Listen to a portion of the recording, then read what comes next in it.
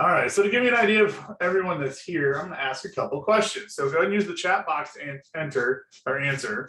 How many people are taking, or like, let me know when you're planning on taking your MCATs, or give me a rough estimate.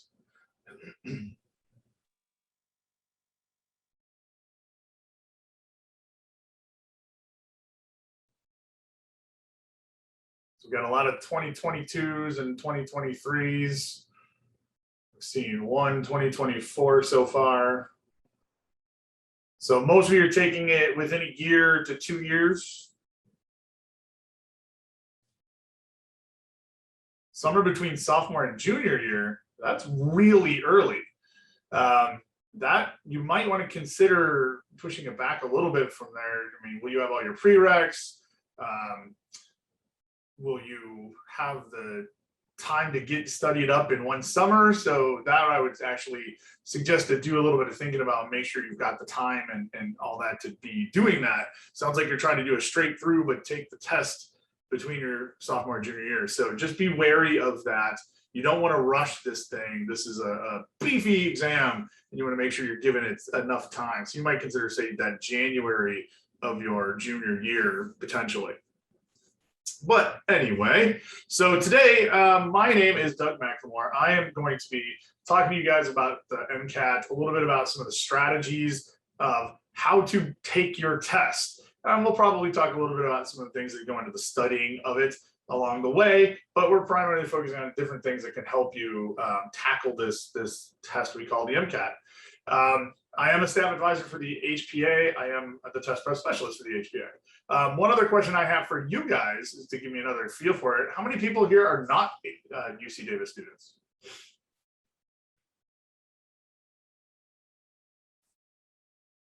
So you're all UC Davis students? Incoming freshmen, incoming. Okay, so we're all UC Davis students, but we're on the way, some in various stages of getting into the school. All right, cool. Excellent, good to know. So the HPA is a service to you folks that haven't heard about it that much, that you can always attend any of our test prep sessions that we hold, or scheduled sessions with me to work on figuring out your study plan or your just like discuss anything about like test taking and whatsoever. So that's what I'm here for. First place, let's talk about scheduling the test. And I know this doesn't seem like a test taking strategy, but it kind of is a test taking strategy. The test is only offered certain times of the year, January and then March through September. I'm betting the person yesterday that talked to you guys about the MCAT told you about that, but there's some strategy to it, because you want to give yourself enough time to study for the test. And I know a lot of the advice out there is to study, like especially coming from Davis students and Davis advisors, study for the test in the 3 months of the summer. So you're studying starting in mid-June and you take the test in mid-July or mid-September. So you got a 3-month study plan. Now, I want to say that that is a good plan. It's not a bad plan. It's a good plan, but not everybody is the same. So you need to be thinking about what your needs are. And the first big test taking strategy I can suggest for you is, before you decide when you're going to take it, before you decide how you're going to study for this test, you got to know what it is you're studying for. Because if you're learning test strategy, you got to understand what the test is looking like. And taking a practice test before you start studying, like about a year before, is fine. Take it cold. I don't care. The score is not that important, but it helps you understand what it is that you need to be doing. So I would suggest, if it's between your sophomore and junior year, it's not a bad idea to take a practice test in that sophomore and junior year gap, so it can help you figure out what you're going to do, because most people will probably be taking in the junior senior year gap, just depending on what your plans are. So timing is critical. Make sure you've got the bulk of your prereqs for the test done before you go in to take the MCAT. Another thing I can say that's it's strategy in an overall sense is, if you have had accommodations in high school or in college and you want accommodations for the test, apply for accommodations 3 to 6 months in advance, because it's going to take you a bit of time to get that taken care of. If you had accommodations in high school, obtain what is called your individualized education plan. That's going to outline what accommodations you got at the high school level, which will give the AMC enough to say this is what you might be able to qualify for on that Mcat. If you only received accommodations at Davis, that's not enough. You're going to have to get evaluated by an educational psychologist, which is going to add a couple months to the process because it can take a while to get an appointment. You got to get a referral usually to an educational psychologist from another doctor in order to get that that set up. Whatever the case is, however you approach it, you need to think about if you need those accommodations, because strategy-wise, time is the most common accommodation. And timing on this test is a big deal. One of the things you have to focus on a lot of times is I'm only able to get through 9 of the 10 passages, or I'm only able to get through 8 of the 9 passages in cars. And if you need that extra time, that might be something to investigate for, or if you had accommodations in the past. So if you need that, let me know or let somebody know, and then we can help you navigate that process, because that is actually a pain in the butt process. And by the way, any left-handers in here?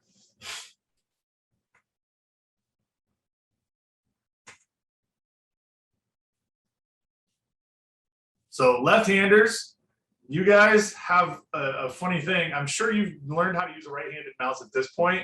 If you do request a left-handed mouse, that is technically an accommodation for the Mcat that you have to apply for. I find it silly and ridiculous that they would make you do that, but that would be an apply for accommodations. So I guess you're just gonna have to suck it up and use a right-handed mouse if you don't want to go through that process. Sorry about that. I hate that is the case. But of all you 4 that did say that, how many people can use a right-handed mouse?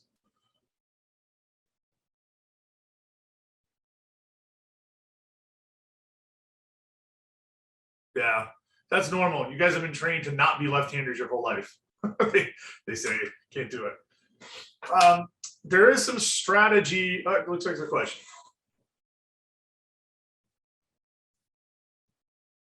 You had accommodations at community college where you were dual enrolled. You would have to check in on that about whether or not you have an IEP. The question you need to ask is go to the high school that you attended and ask if you have an individualized education plan. If you are at a public school, you will almost certainly have one. And that should be sufficient to submit for accommodations for the Mcat. If it was just with the community college, you may not have an IEP. You may have to do the educational psychologist route. So that's something to check into. All right, registering for the test. This is also a little bit of a strategy to this as well. You only can take the test 3 times in a 1-year period. I would not hope you're taking it that many times, because that means you didn't strategize as well as you could have. I would suggest you plan on taking it twice with the knowledge that you want to take it only once. So taking the test in, say, September is wonderful, because then you can take another exam in January, and then you're not really cutting into that application time. And even if you take one in January, you could also take it in April, and you're still good for that January time, or sorry, for that application time. So that's something to consider is when you take your test. September is a good starting time. Now, some of you aren't on that plan. Some of you will not take it in September. I would still say January is your next best time to take the test, because then you get your score back in February, you can re-register and you can take a test in April, which again, doesn't push your score or push your application back. The bad times is if you're taking your first exam in, say, April or March even, then you get your score back. Let's say you take it in March, you get your score back in April, and then you'd have to retake sometime in May, which means now you're going to start infringing upon your application time, your application cycle. So I would say for a first attempt should be in September or January, ideally, to put you in the best situation for the application in the following cycle. So say if we're talking about this year for the 2022 application cycle, take it either in September or in September 2021 or January 2022, to have that best chance of having retakes under your belt. Because let's be realistic, most people are probably going to take a second test. Unfortunately, it's just what happens. So let me address some confusion here as well. It's okay. You don't have to worry about it, man. I mean, how many people have heard that thing is like, oh, it's just the worst to take a test. Like, it's the worst to take a second test.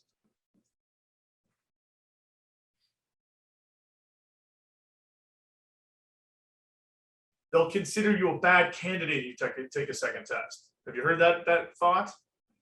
Yeah, people say this crap all the time. It's crap. It's not true.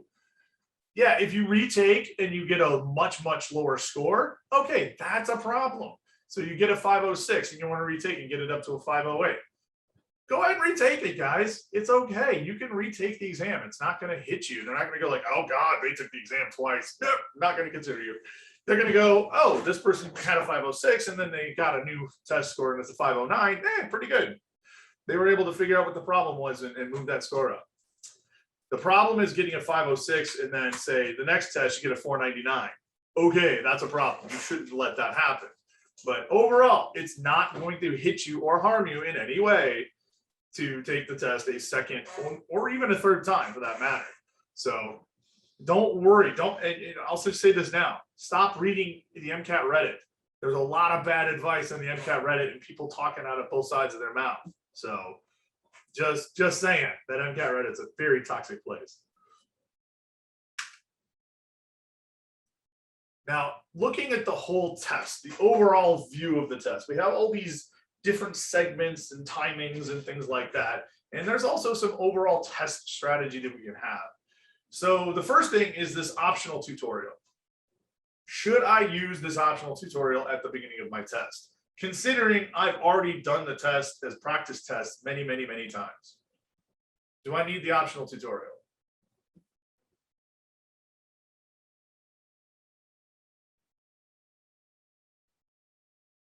Yes, you should use this optional time. You have 10 minutes of free time at the beginning of the test to get yourself settled, get yourself organized, get yourself ready to perform well. All too often I see people just jumping right into it because they're like, well, I already know how the test works. Yeah, you're not doing the tutorial to do the tutorial. You're just starting the tutorial to start a 10-minute clock, which when you're done getting yourself set up, you're just going to end the tutorial and move on to the next section. So use that 10 minutes to do things like move your keyboard, move your monitor around, get the mouse where you want it to be, set up your station, lower or higher the chair, raise the chair if it has those functions. You know, do those things to get yourself comfortable, get yourself sitting straight, and take some deep breaths. So everybody take a deep breath right now. Just take a nice inhale and exhale. Did you do it? Look at me right now. How many people did that visually, like seeing my body?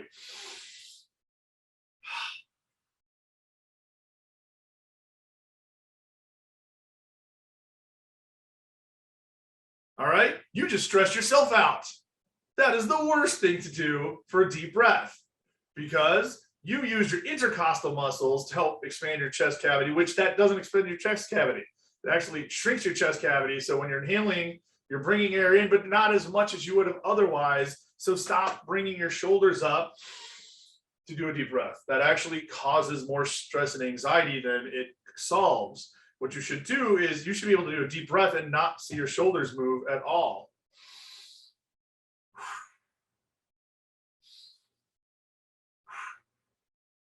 And what I'm doing is using my diaphragm. I'm making myself look pregnant for a moment and then sucking my gut back in. So I'm just breathing from that diaphragm. And if you learn how to do that, if you can get yourself to do that, oh, you're just going to the stress is going to melt away. You're going to get this big infusion of oxygen, better than going to an oxygen bar because those things are dirty and gross. You're just going to get this big infusion of oxygen. And you're just like, I feel so good. So work on stuff like that. And I know you're expecting me to start talking about how to answer questions, but I'm talking about test strategies as a whole that's going to get you guys to calm down and relax and be focused on what you need to be doing on this test, and that's one of them. I'm going to bet that my diaphragmatic breathers out there all play a wind instrument in band or have done so, because they were just like, I know how to breathe from the belly. But if you're not used to that, work on it. It's not yoga, it's just learning how to breathe well. So you do that, and then you go into the Chem Phys section. You got 95 questions, 10 passages, 8 minutes, freestanding questions, and passage-based questions. I'm going to suggest in the science section that you try something out. Jump through to the discrete section, or the discrete questions first. Jump through to those and do the discrete questions first. And then go back and do the passage-based questions. The discrete questions, are they going to be on the whole easier or harder than the passage-based questions?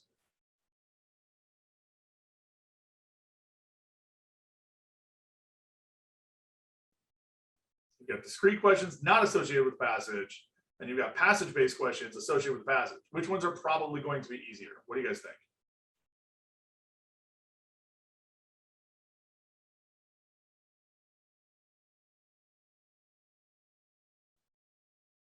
Most likely the discrete questions, because the discrete questions only need you to know stuff.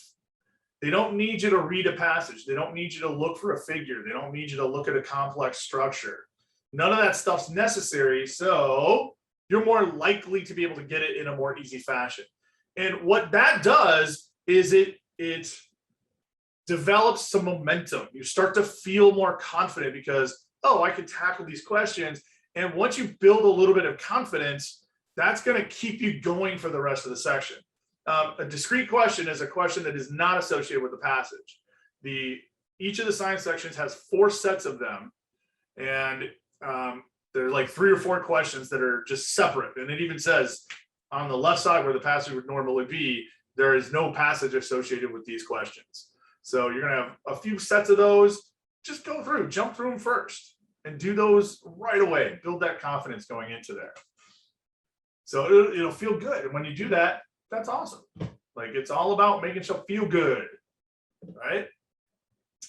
Then you got an optional break between the Chem Phys section and the car section. Should you take that optional break?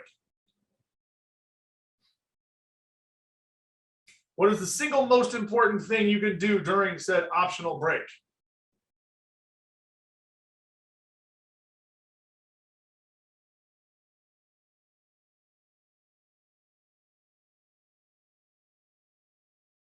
Yes, go to the bathroom.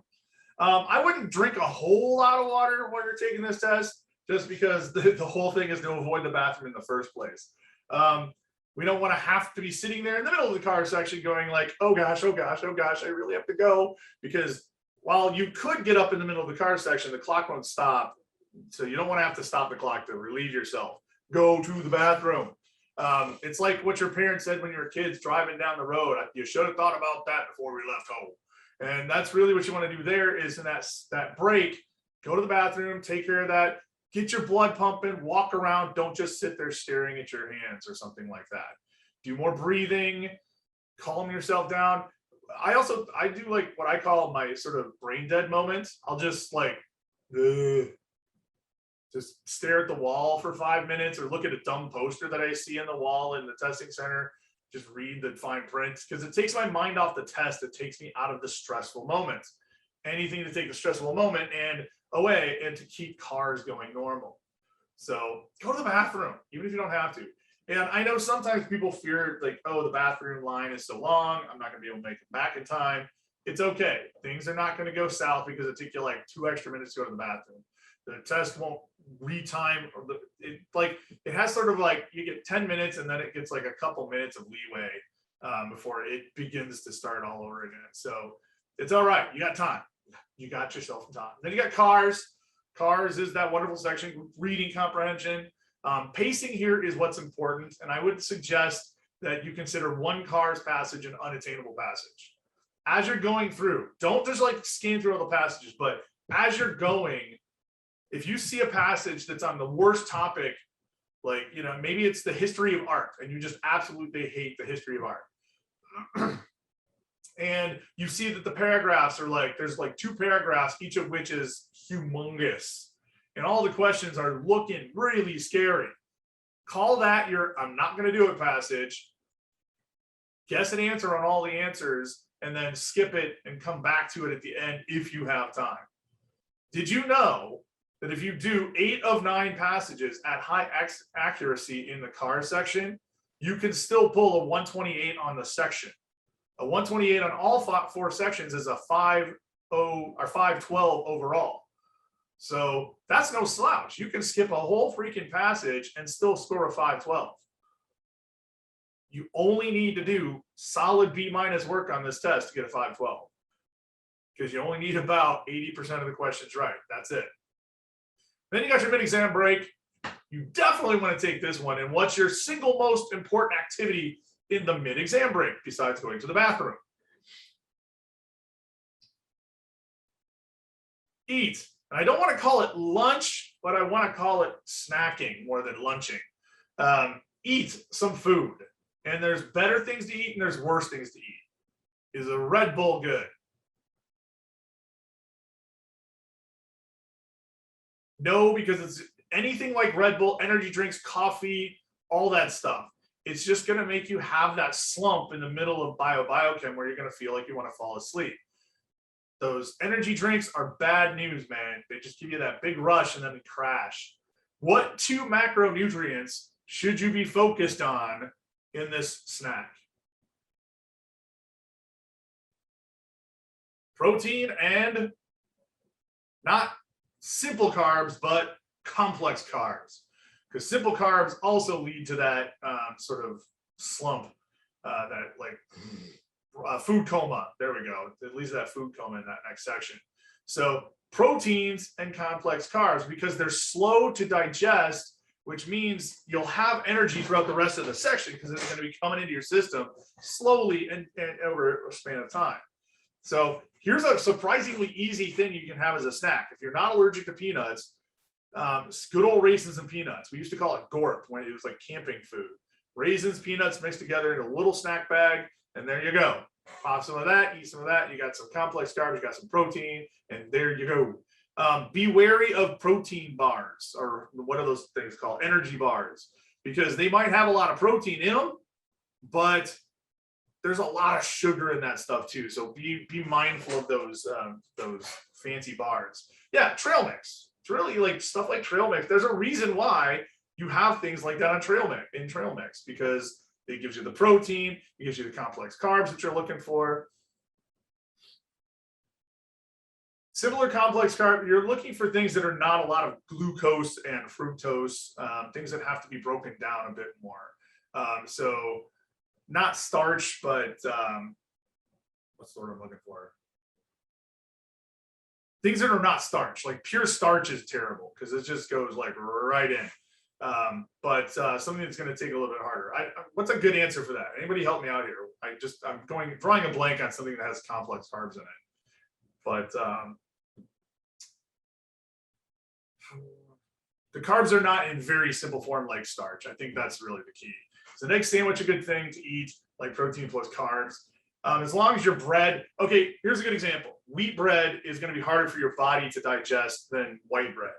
That's the difference between complex and simple carbs. Yeah, whole grains versus processed. Processed tends to be the simple carbs that are just going to go right in and right out of you. And the processed, or the non-processed, which is the whole grain type stuff, is going to be very useful to keep you going for a longer span of time. Sweet potatoes, that would be something that I would probably consider a complex carb in there. All right, then we got biochem. Again, I suggest do discrete, build some momentum, another break, do the bathroom thing, do the breathing thing, do the brain break thing. Then your psych-soc, you're almost done. And this is the section that most people do the best on average. And then we get to the shiny red button. I am Groot. Remember the episode in Guardians of the Galaxy 2, where Rocket gives Groot the real shiny button that says, or didn't say anything, but it's going to blow up the bomb. And Groot kept pointing at it and saying, "I'm Groot." It's really tempting. You're going to be like Groot and you want to point at it and press it. because it's going to say, you're going to feel like crap at this point, like you did terrible on the test. It's going to say, we can void the test, wink, wink. It'll be as if it never happened. And you're going to be tempted.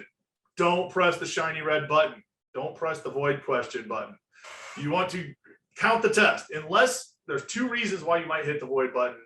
And that is, one, you are so ill as to be like, you have to get up and like things are coming out of you that shouldn't be coming out of you or whatever. Like, that's just bad news. That I would do the void button if you're that sick. The second thing is, every once in a while, I've seen this happen where like the power might go out in the testing center or the internet drops for a while. And so that's like, you're gonna have to sit there and wait without your phone. Like, how many people here can go 2 or 3 hours without their phone?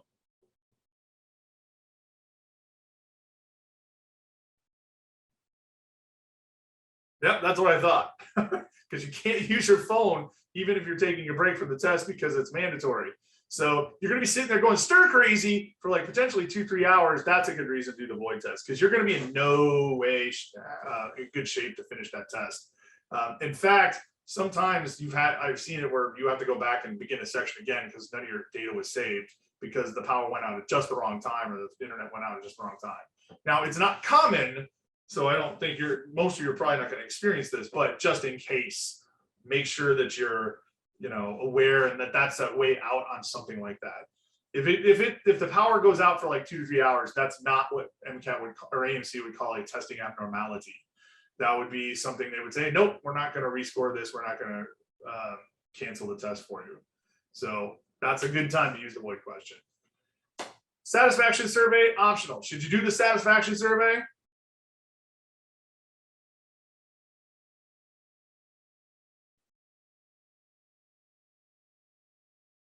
This is the one that I say no. I don't care. You can do it. You don't have to do it. It's the one optional thing I think is truly 100% optional. It's not going to help anybody. Yeah, you're tired. Just go home, man. Just like do your post MCAT, whatever you're going to do. I know sometimes people do their post MCAT party. Some people do their post MCAT sleep for 14 hours. Whatever it is you're going to do, just get to doing it. Just go on with your merry little life. So like what you should do when you're practicing your practice tests is literally do the same things. Like, get used to this process. So if you're doing, and I suggest everybody does this, so do at least 10 practice tests in your study plan. And then when you're doing your practice tests, start at the same time. Do the same things you do in the break. Don't have your cell phone with you. Don't have food and water with you. Only have it during the break. Just mimic the real environment so that when you're doing your real test, Jacob, you won't be as tired. You'll just be, yeah, I got this, man. I'm used to this. This is just a regular old work day for me. Because the more you're just confident about that, the more you're going to walk into that test and not get stressed out. And that's the biggest thing. All right, here's another whole test strategy that most people don't even consider a whole test strategy, but it's smart scoring. Think about how to do this smart. Number one, there's no guessing penalty. So should you ever leave a question blank?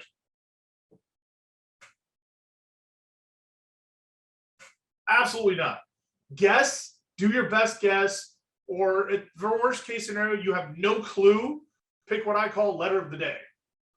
Just pick B or C or A or whatever it is you want. Just pick it on every question that you're just like, I'm just 100% guessing.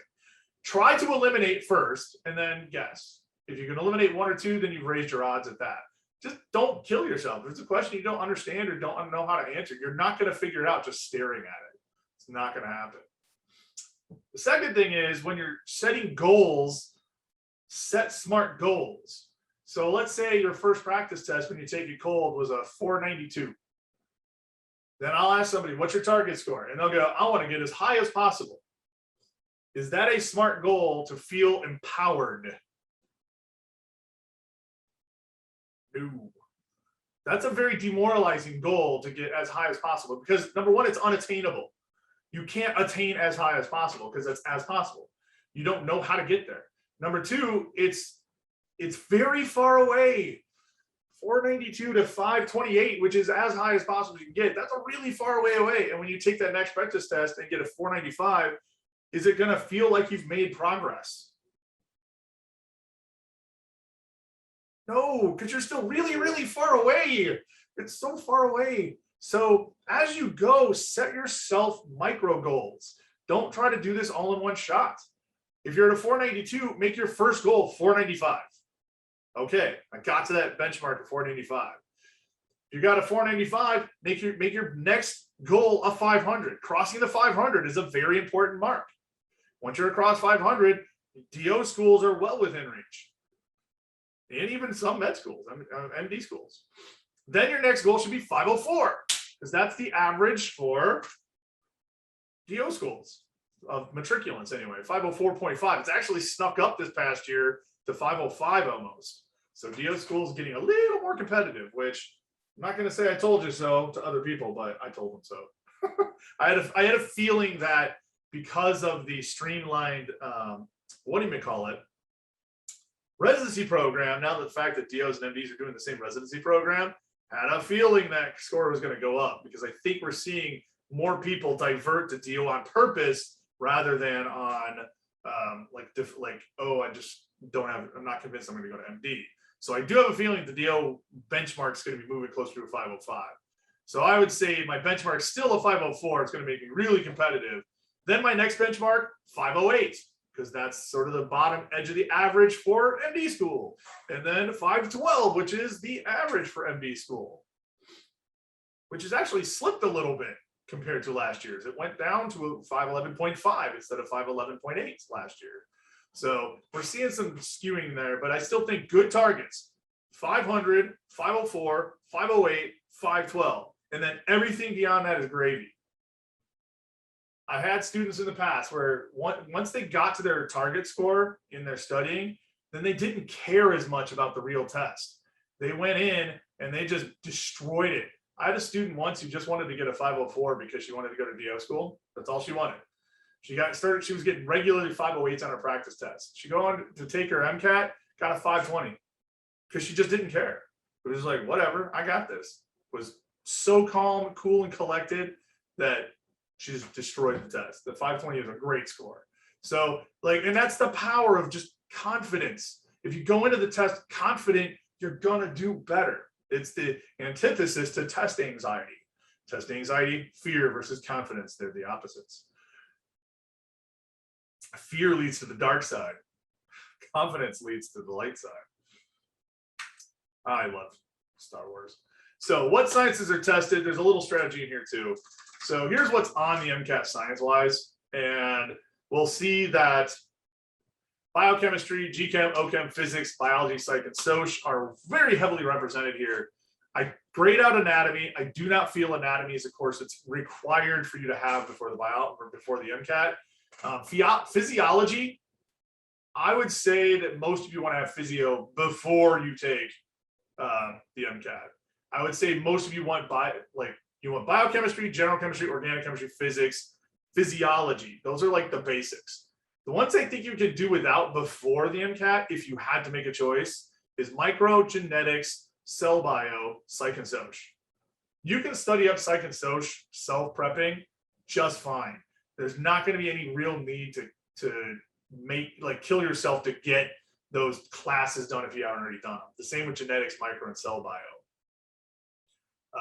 But physiology, I think that's a deal breaker. Without physiology, the Mcat is sufficiently more difficult because of what they do in the Biochem section, the type of questions.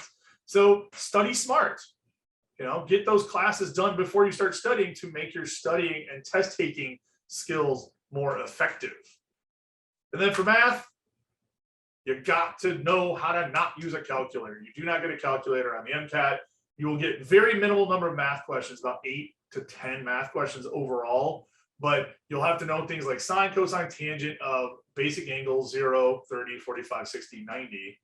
And then you have to be able to do logs without a calculator. Those are things you want to make sure you're studying up. And there's easy ways to do them, and there's mnemonic ways to do all of it. So if you needed to look up mnemonics to figure out how to do fast Mcat math, that's the way to do it. All righty, so I know I've said a lot so far. We're 45 minutes in.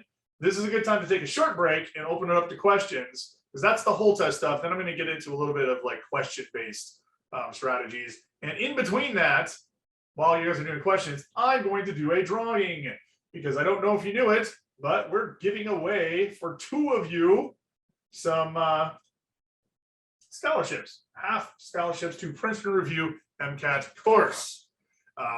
If you are a freshman, you may consider giving that up if you were one that won it to somebody else, just putting it out there. Just because as a freshman, it's not going to be super helpful to you because it won't last. It only lasts for 1 year. So if you wouldn't be able to use it in that 1-year allotment, then please let me know and I can pass it on to the next person in line. So let's see here. First person on my list is, and if you're present, just send me a message and I will list you or write you down as being present to win the scholarship. So the first person is Ali Dagani. Ali Dagani. Is Ali Dagani here? You must be present to win. All right, Ali has a half scholarship to a Princeton Review course.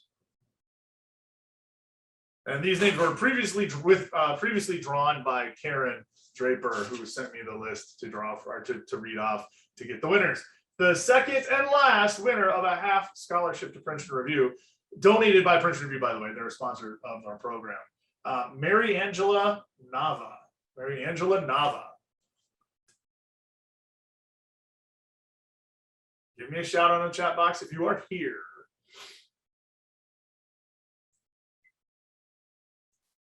Drum roll. They're going to be here. It looks like Mary Angela Nava is not here. So I'm going to go on to my next person on the list. You must be present to win. Paula Vargas Sullivan.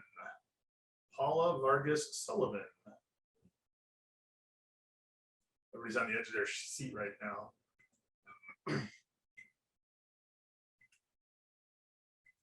Another no-show? Oh, no. All right, going once, going twice. All right, we'll try the next one. Maya Summer Tavistock. Maya Summer Tavistock. Are you here today?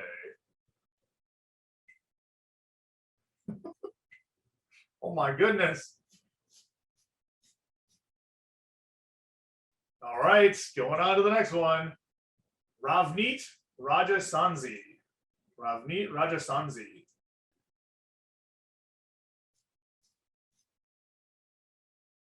Who'd have thunk it? 4 in a row. I hope I have enough names. My next one, Guanxun Chen. Guanxun Chen.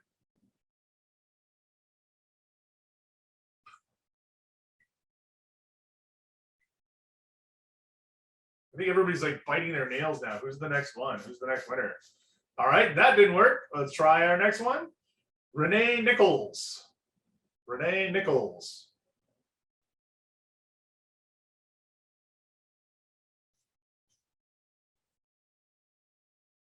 Wow, I'm having no luck. How about Rachel Hu?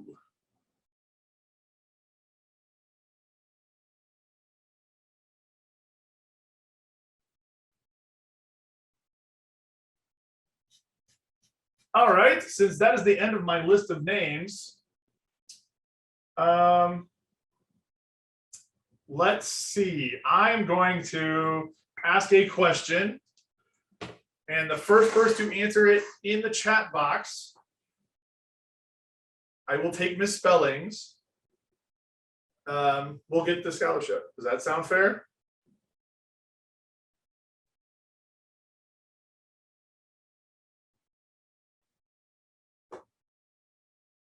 I have your email address, Allie. So I don't know if Karen will take, well, okay. Let me message Karen and I'll do the last one at the end and see if that's okay by her. That way, because I don't want to break the system. So I'm going to message Karen real quick, and then we'll get back to talking about stuff. And let's see, Karen, I'm just texting her real quick.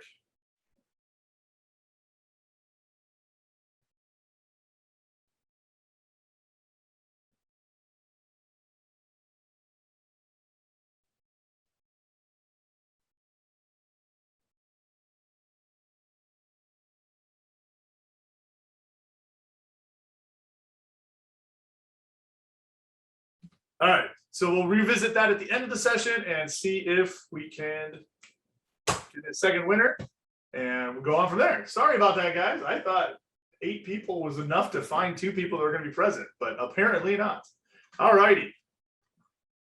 Let's move on. Let's talk a little bit about the cars section. The cars section, there's 3 different types of questions based on these 3 different cars. What does CAR stand for in the first place? It stands for the critical analysis and reasoning skills. I'll come back to that, Jacob. The critical analysis and reasoning skills. Foundations of comprehension, which I like to call retrieval questions. You're really just expected to go back to the passage and find the data, find the information.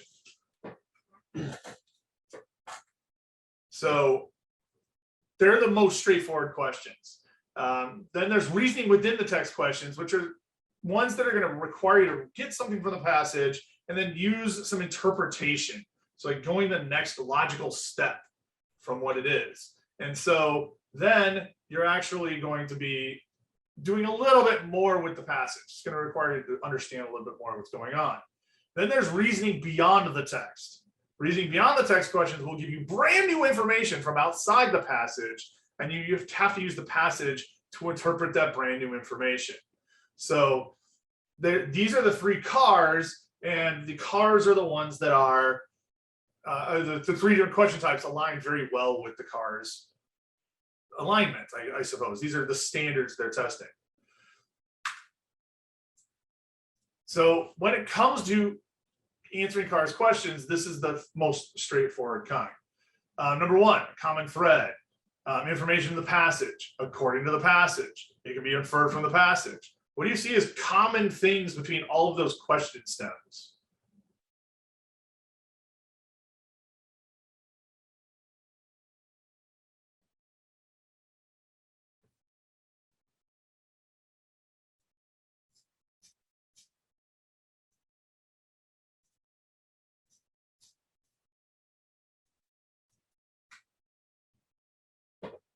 They're literally telling you to look at the passage, information in the passage, in the discussion, in the passage, da, da, da. That's how you recognize the simple kind of question, the simplest kind of question. Because they're going to say that, it tells me, I'm going to do these first. I'm going to not do my questions in order. I'm going to do the questions out of order. I'm going to do all the ones where I'm being told, just go to the passage and get the information. Perfectly smart way to do the passage. You do not have to do the questions in order. Plus, by answering these questions, this will allow you to learn more about the passage as you go so that you can answer the more complicated questions.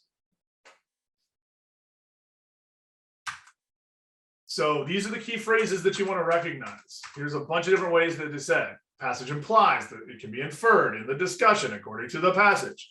Just recognize those stems and then search for the answer. Search for it. Don't go by memory. You always want to source your answer. So go find it. Go find it.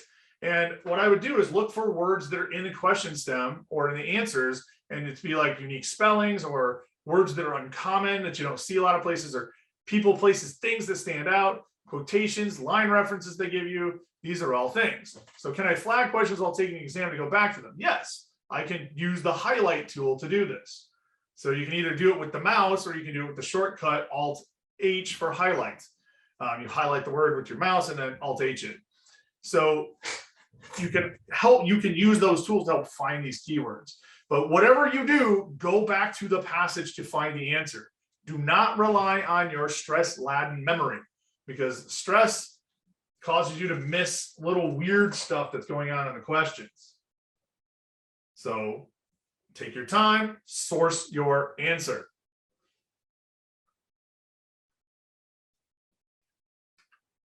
All righty. How about reasoning within the text questions? What do you notice about these particular questions? These are all question stems from reasoning within the text questions.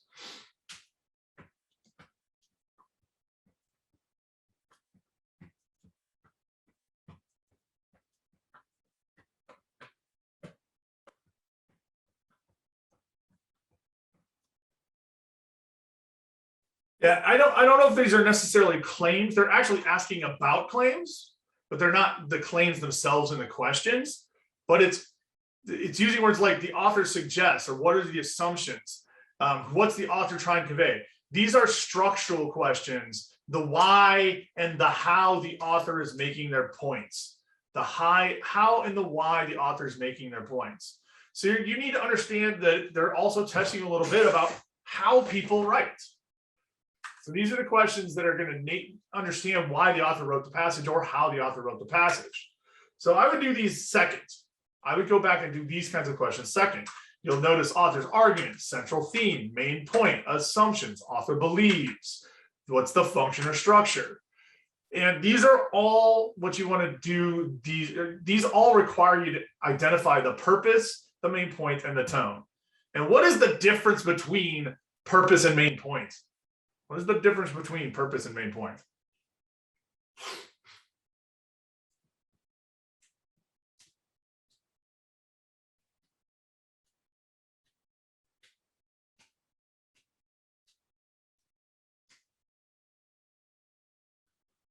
Points support the purpose, kind of, but like if they're asking you a question, what's the author's purpose versus what's the author's main point?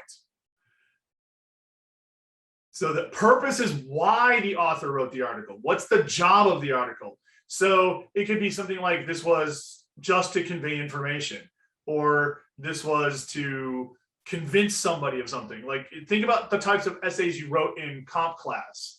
Persuasive essays versus informational essays versus I can't even think of other essay types, but it's the reason why the author wrote it, not what the author wrote about. And the author's main point is what the author wrote about, what it is they wrote about. And the point I want to make here is what the author wrote about. It has to include the whole passage, like everything from the first paragraph to the last paragraph should be included in the main points. So if it's just the main point of the first paragraph, that's not the main point of the passage per se. And then I'd also identify tone. Is it positive? Is it neutral? Is it negative? Is it extremely positive? Is it only slightly positive? Because you also want to look at things like extremes. And so write these down. These are the only things I would suggest writing down on a scratch board for Carr's passages. Like, write down what you think the purpose is, the main point, and the tone, and keep it short and simple. And again, for any time you're answering a question, go back to where the passage is talking about it and use that to source your answer. Do not rely on memory. The third kind of question is definitely the hardest. What do these all have in common?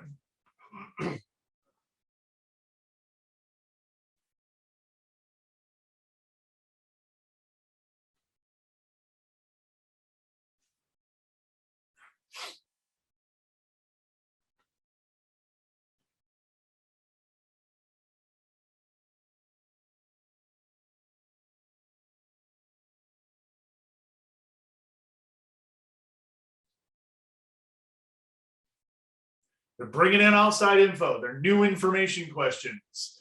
So like the first one's bringing in some dude named Gladstone, or no, that might be the author, but it's like who English described scarlet burgundy fuchsia. They're throwing colors in there. So it's probably not what was in the passage, or the author's explanation for some new thing. So they're introducing new facts. You have to see if the author would still agree or would disagree or whatever. These are the hardest, and I would get to know the passage the best before answering these questions.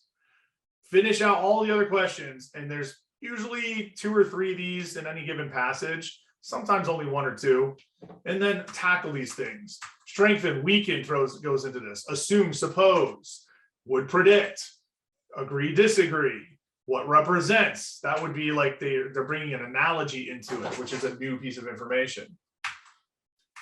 Always assume that the information is true.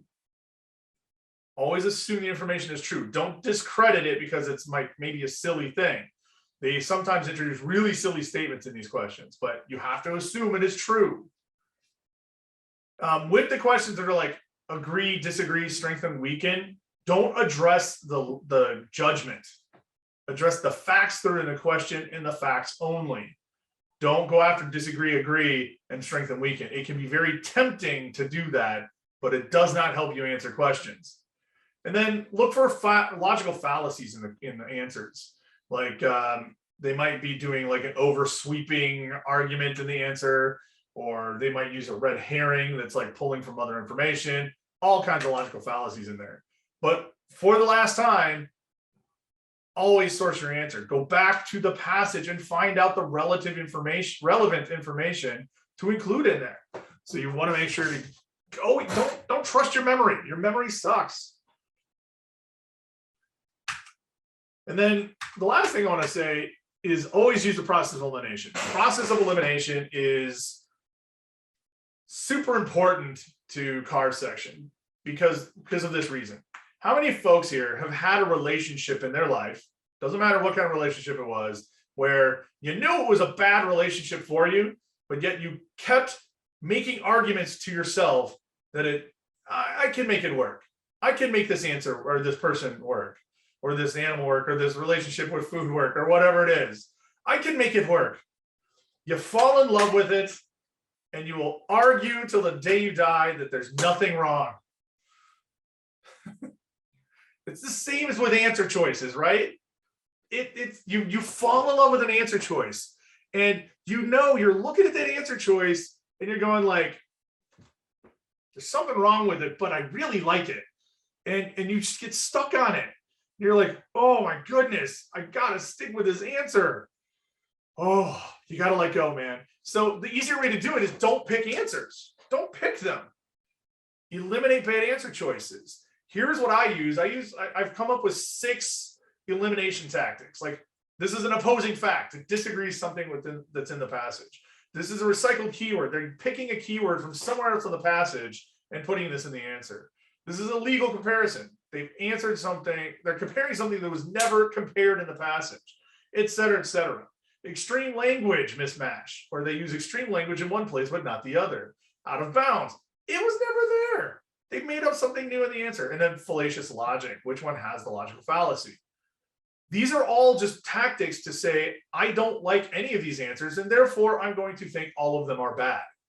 And I'd rather you go into it that way so you don't fall in love with the bad answer. It's easy to fall for traps if you're looking for the correct answer. You always want to go after and eliminate bad answer choices. Don't try to pick the right answer. Now, Sherlock Holmes said it best when he said, if you eliminate the improbable, or if you eliminate the impossible, the improbable becomes possible. And it's the same way with the answers. Sometimes the best answer is a terrible garbage answer, but all the other answers are worse. So process of elimination, and always have a reason for doing it. I allow you to steal these terms. Go ahead and do it. So let's address a couple questions that came in. So I advise students to do foundations, then reasoning within, and then reasoning beyond. Yes, do within one passage, do the type 1, then the type 2, then the type 3 questions, yes. And then move on to the next passage. So I think that answers that question. Another question was, how do we get to the raffle? I don't know. Karen's taking care of that. She's telling me all this. So I think if you signed up for the program, you're signed up for the raffle. And then there was, how should students take notes in their prerequisite classes in order to prepare for the Mcat? Here's my opinion of notes. I don't believe notes are super helpful, because notes are you copying down and then purging it back out of your mind. It's like in your eyes and out your hand. And you're not processing that information. I would challenge all of you to only take minimal notes in lectures and from texts, and then instead create yourself study sheets. I like to call them one-sheeters, where you take a topic that you talked about in that class, and then you design this whole sheet of just little details about it to make sure you've got the concept. You're generating something new. You're putting connections together that might not have been there before. Think of it like that final exam you had that one time where the teacher said you can have half a sheet of paper, both sides, and you can write whatever you want on it. How many people did that and never used that sheet?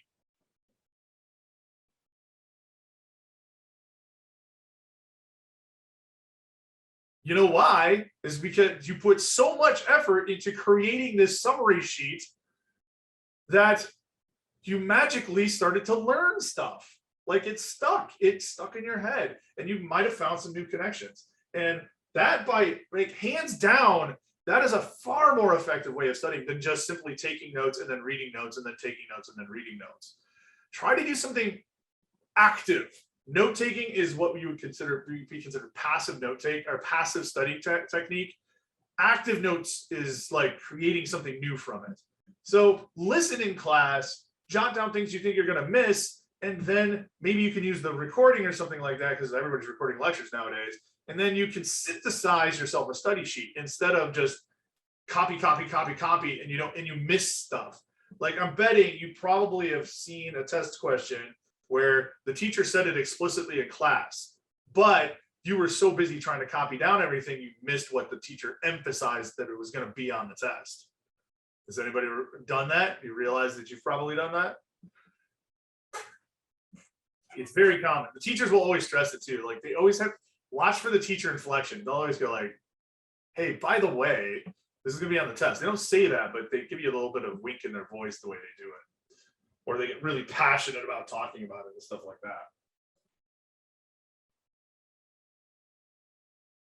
that. All right. So I have another list. Instead of doing the question way of doing this, Karen sent me a longer list. So let's do the next, or the last scholarship is Trisha Tala here.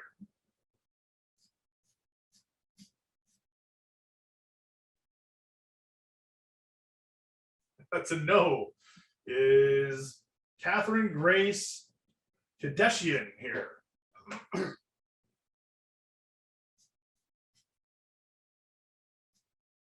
Is this going to happen again? Well, I already had Mary Angela Nava, so Mary Angela Nava is not here. Is Kriti Iyer here?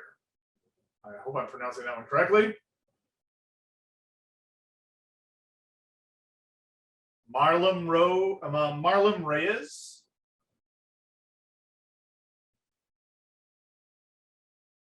Brittany Wynn.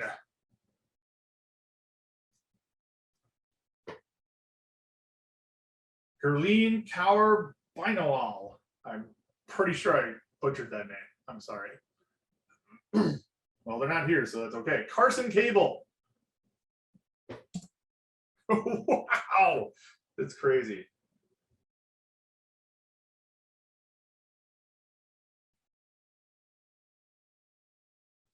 So we'll get another list from Karen, and we'll do that at the end. I'm sorry that this was not supposed to be such a complicated thing. I don't know. So that was the next 8. I don't know. So let's talk about science, shall we? Science questions. There's 4 types of science questions you're going to run into. However, they don't key to question types as well as, say, the cars do. The 4 types of science questions you're going to get, conceptually speaking, is knowledge of scientific concepts and principles, SIRS number 1. They're called SIRS, by the way, scientific inquiry and reasoning skills. They're equivalent to CARS, but nobody calls them the SIRS, I think, except for myself. But these are the questions which are going to be, you just got to know something. You're going to use your information. You're going to get it straight from your brain. Whereas scientific reasoning and problem solving, you're going to use something from the passage along with something from your brain in order to get to the answer. There's the reasoning about design and execution of research, which is understanding how experiments work. Like, what is the control, or what is the control based on an experimental description, or what is the standard based on the experimental description. And by the way, a standard and a control are 2 very different things.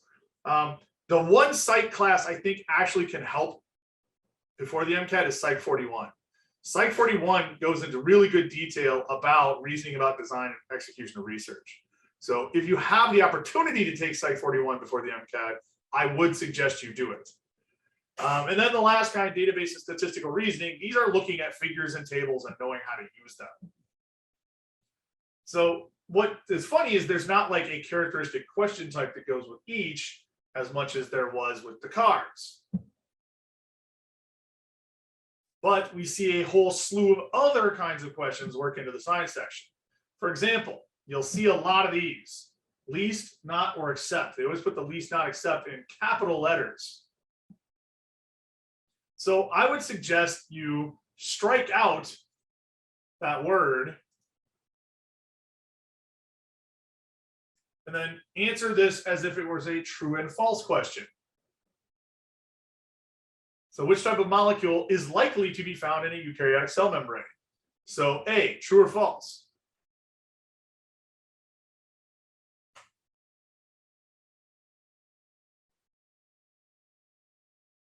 See if anybody remembered. Are phospholipids in the cell membrane? True. Cholesterol, true or false?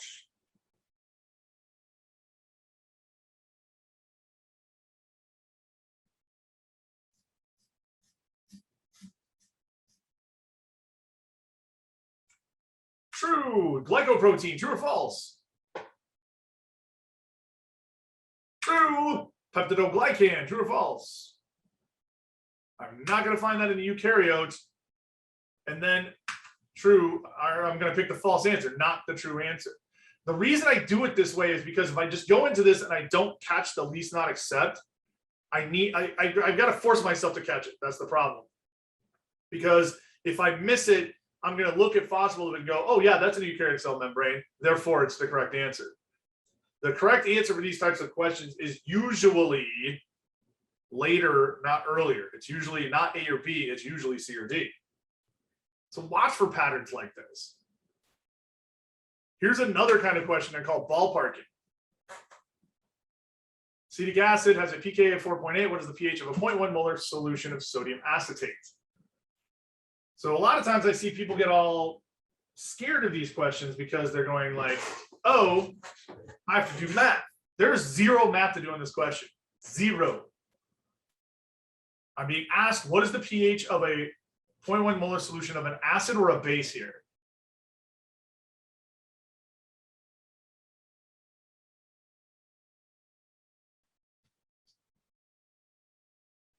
Of a base. So what two answers are definitely wrong?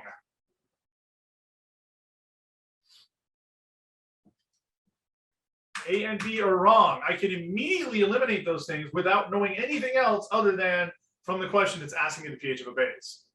Is it a strong base or a weak base?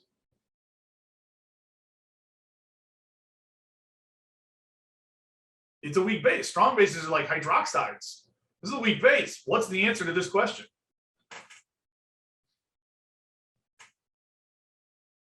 It isn't going to be so strong as to be 13. It's going to be 8.9.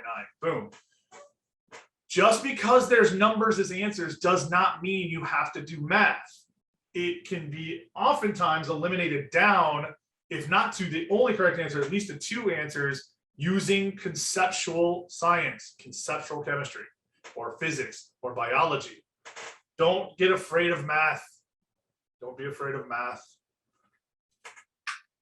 Roman numeral questions are always fun because Roman numerals, I see a lot of times, like, how many people here are drawn to Roman numeral 2 right away? You want to look at Roman numeral 2 first. Why is that?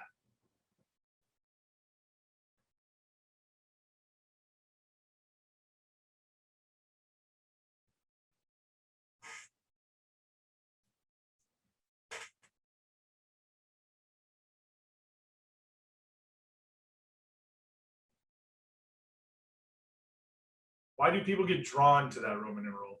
Because it's in 3 answer choices. And people think because it's in 3 answer choices, well, if I can eliminate it, then I only have 1 answer left. But guess what? The one that shows up in 3 answer choices is usually true because it's only going to let you eliminate 1. And the one that shows up in 1 answer choice is usually false. So it's only going to get rid of 1 answer choice. You want to go after the Roman numeral that shows up twice because you're guaranteed 50-50. You're guaranteed 50-50 if you do that. So let's look at Roman numeral 2 first. What kind of a CO double bond is in formaldehyde? Or sorry, not 2. I'm sorry. We should look at 2 first. Which Roman numeral should we look at first? My bad. Roman numeral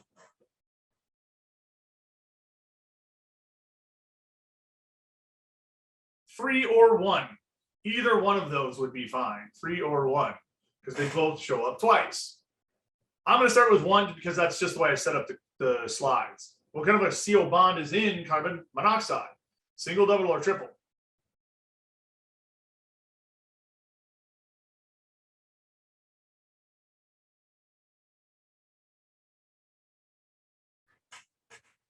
Carbon monoxide, is it a single, double, or triple?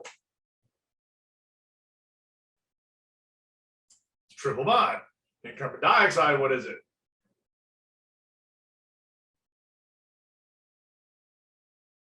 So is 1 a good answer choice?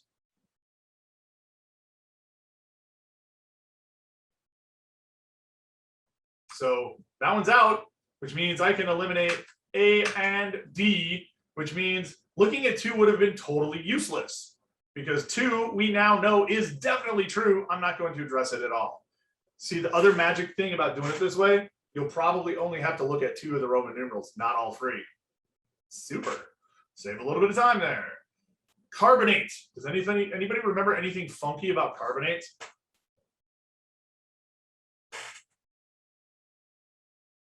It has blank structures.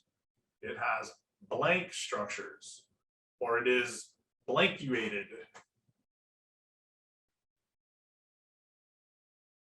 Ring a bell. Resonance structures. Yes, it has resonance structures. If it has resonance structures, it's not going to be the same bond length. So 3 is bad, meaning my best answer is Roman numeral 2. B. So I only had to look at 2 of the answer chart, 2 of the Roman numerals to do this. That's the power of this.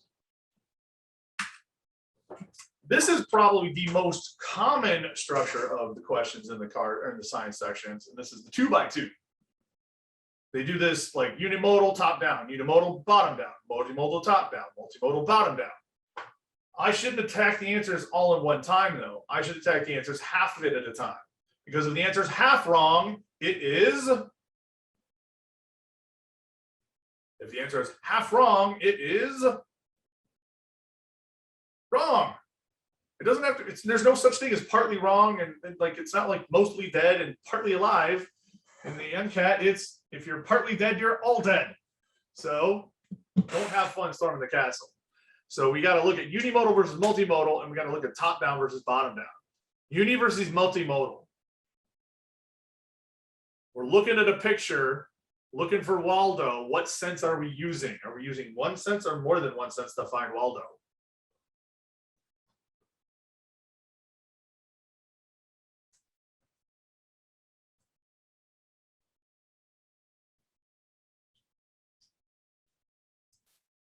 Don't think too hard about this. I'm looking for Waldo.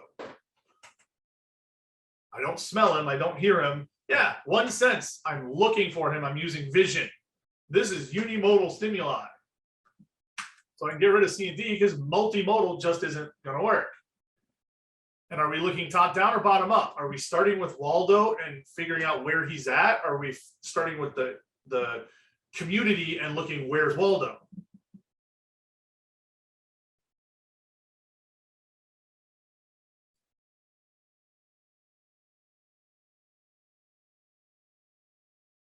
Are we going from Waldo to the community or community to the Waldo?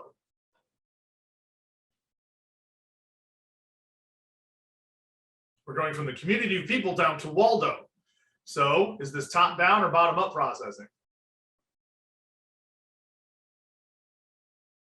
This is top down processing. I can eliminate answer choices B and D from that, and thus I can get my answer A. So we could narrow our focus just to easier to answer questions if we just split it up into 2 halves. So the 2x2 strategy. Don't answer the whole answer because if it's half wrong, it is.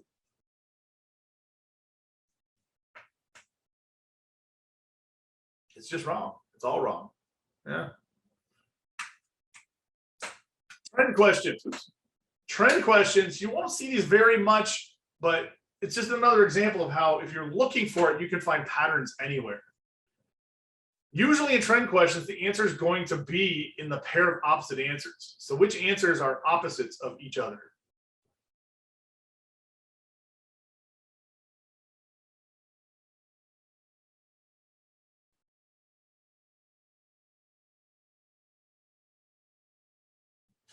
A and C are opposites of each other. A and C are opposites of each other. So I'm probably going to narrow down to that, but I can also use this other trick, eliminating answers that put an extreme in the middle. Well, P, Q, or R, which one's the extreme, or which one's an extreme?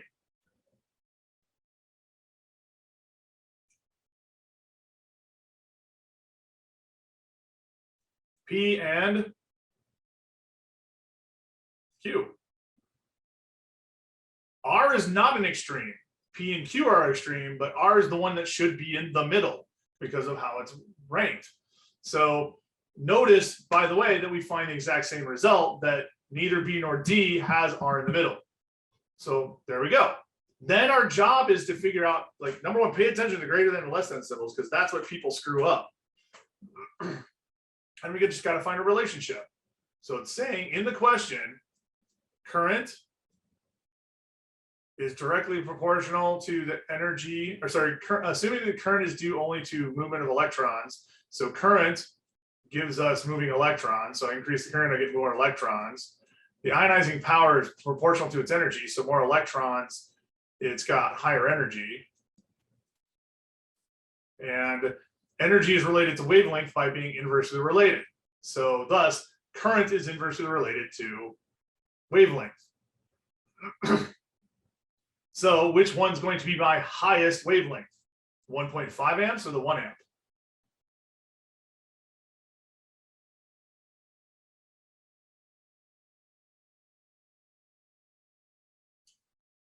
Or sorry, the 0.75. Thank you, Alan.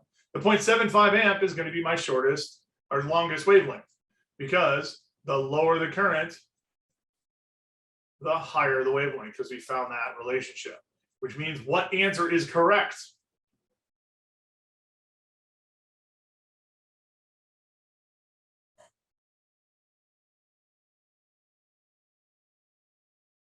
It's got to be A. That's going to be the correct answer. Booyah. So this is by far not a complete list of techniques that you can use on science questions. What I would challenge you to do is to create your own list of questions, of question strategies. So when you're doing your practice, have a sheet of paper next to you for reference. And as every time you run up a new type of question, design your strategy, put it on that sheet of paper. Have it sitting next to you all the time for the first few weeks, months of your study plan, and use it, because you're not going to get better at taking tests until you start approaching the strategy in a different way. And you got to practice the strategy to get better at it. If you just do it the same way every time, you're never going to do anything new. All right. Put your questions in the chat box. I have another list of names. Let's see if they're there. Shanal Kumar.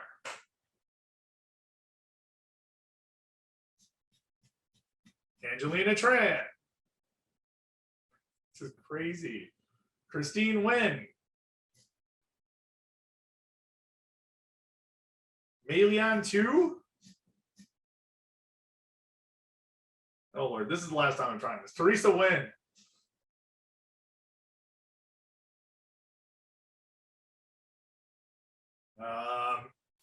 Oh my, yay, we found one. Teresa Nguyen, you are our other winner. Thank God. I thought this was going to go on forever. There we go. Woohoo! We went through a lot of names to get there. All righty. So that's just like a small glimpse at what you can really do with the MCAT and taking the MCAT. And just some big scale, some little scale things you can look at. So the cars, like for MCAT, things that you have available through us at HPA, we do strategy sessions for cars and science every quarter. We might be dropping one of those quarters off just because low attendance during the off time of year. But we do these programs. If you want to pop into one of them this week or next week, feel free. We're doing our next car session on July 27th and our next on July 29th. Mock full length exam is coming up, and we'll be doing that this coming weekend. So if you want to register for it, head to the test prep page and register for that. But you can always come to my drop-ins, which I'm doing right now, Mondays 8 to 12 on every week, except for weeks that I managed to get stuck in Vegas over the weekend, which I did this year. So sorry if you tried to come and I wasn't there on Monday, but and then you can always set up an appointment. So let's see, is there a website that generates new cars passages every day? Yes, that is Jack Weston with an I. Jack Weston with an I. He also has a science passage every day. And now he also has science freestanding questions every day. So just look up Jack Weston with an I, and you will be able to find a whole lot of passages for free. But do be aware that they're all kind of middle of the road difficulty. You're never going to see any really hard ones. Have any advice for an incoming freshman what they can do to prepare for the Mcat? Two things: read and do logic puzzles. I'm not kidding. Read a lot, read journal articles especially, and then do logic puzzles, word search puzzles, logic puzzles, anything that that flexes your ability to think about things. When we receive this slide for reference in our daily pre-med bootcamp email, I don't know. I will make sure that Karen has the slides. So I assume if she's been doing that for the other sessions, that probably she will provide this as well. Other questions?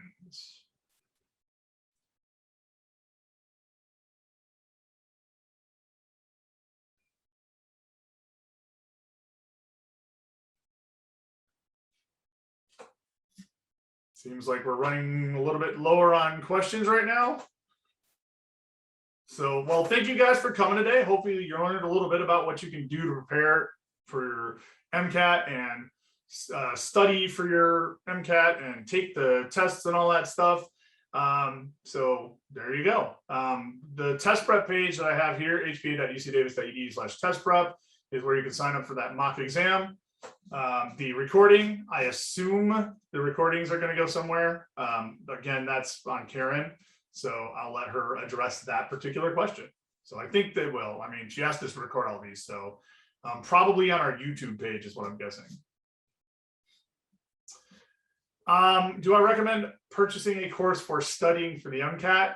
Honestly, I would take a practice test before you make that make that decision, because a lot of people don't actually need the test prep courses. They might be able to self-prep or self-prep mostly with help of a tutor. Sarah, through the link I have here, the test prep link, hpa.ucdavis.edu/test prep, there is on there a link to the mock exams, which will allow you to sign up for the mock exams there. I recommend a freshman to take an MCAT, or I would wait until between your sophomore and junior year for taking your first practice test. So taking it in your freshman year, probably it's not going to be representative of like good starting points. The next full-length exam that we're going to hold will hopefully, knock on wood, be in person in the fall quarter.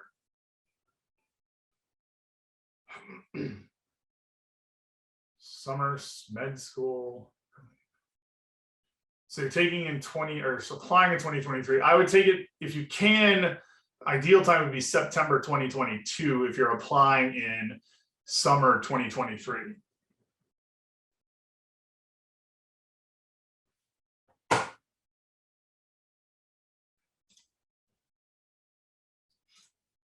Yes, hang tight for a second on that last question. Oops, wrong one.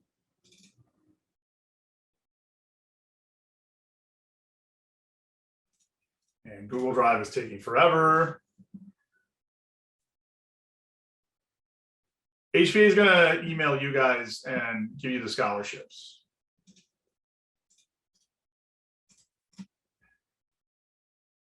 There you go.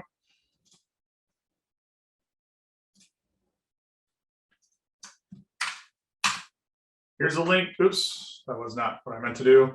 Here's a link to what I call the MCAT prep organizer. There's a lot of information about practice tests, practice materials in there. I always try to keep this as updated as possible.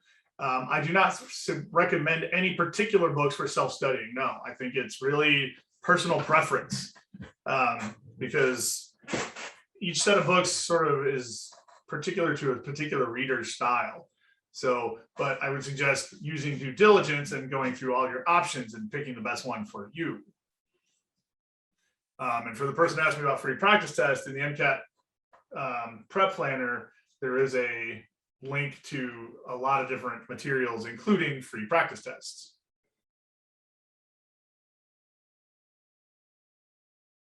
You can do MCAT prep without taking prereq courses, yes, because there's no prereq courses for the MCAT, actually, technically. The prereq courses are for med school. I do suggest you have GChem, OChem, physics, and bio and biochemistry under your belts, and preferably physiology under your belts before you study for the MCAT, to make sure you have the best base of knowledge for that.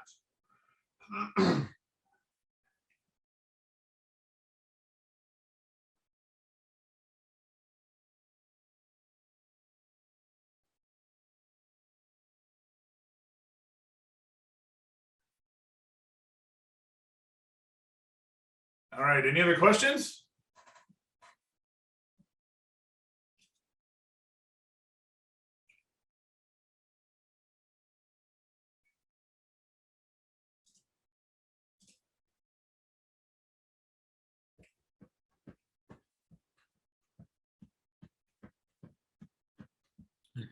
Thank you so much.